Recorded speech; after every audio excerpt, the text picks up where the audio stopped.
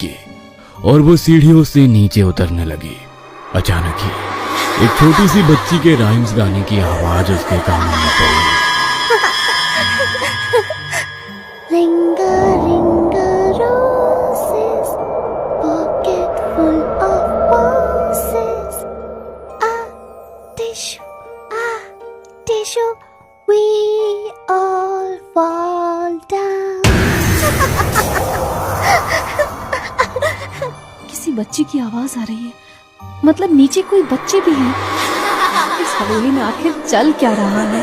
Basement की lobby से गुजरते हुए नताशा को काले कपड़े से बनी ढेरों डरावनी गुड़िया लटकती नजर आती है, जिन्हें देखकर नताशा का दिल धक से रह जाता है। जितना मैंने सोचा था, ये हवेली उससे कई गुना ज्यादा मिस्टीरियस है। लेकिन क्या राज है इन सब चीजों का? चारों तरफ लटकी हुई उन काले कपड़ों की डरावनी डॉल्स को देखकर एक पल के लिए नताशा की पांव वहीं थम गए थे। अचानक ही वो मधुमक्खी एक बार फिर नताशा के कान के पास आकर आवाज करने लगती है। नताशा फिर से मधुमक्खी के पीछे पीछे चलने लगती है। मधुमक्खी के पीछे चलते हुए एकाएक नताशा को महसूस होता है उसके चेहरे पर कुछ गीला और चिपचिपा सा पदार्थ टपक रहा है। नताशा फ्लैशलाइट को छत की तरफ करके ध्यान से देखती है। ऊपर का नजारा देखकर मानो नताशा की सांस अटक जाती है।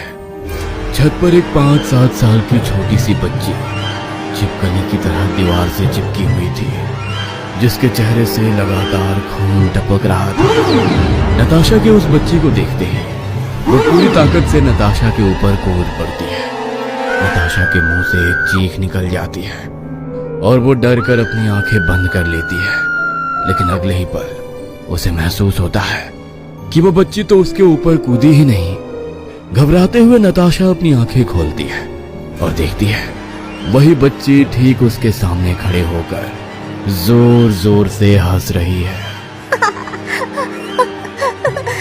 ये बच्ची ये वहां कैसे पहुंच गई? इसका सफेद चेहरा, बिना पुतली की आंखें और सर से लगातार खून बह रहा है और उसके बदन भी ये खिलखिलाकर हंस रही है। मम्मा पापा, आप कहाँ हो? ये कहाँ बुलाया है आपने मुझे? ये सब क्या हो रहा है? नताशा, आगे बढ़ो। नताशा एक बार फिर मधुमक्खी का पीछा करने लगती है। मधुमक्खी उसे एक कमरे के पास ले जाती है जिसमें ताला लगा हुआ था। उस ताले के पास जाकर वो मधुमक्खी गोल गोल घूमने लगती है।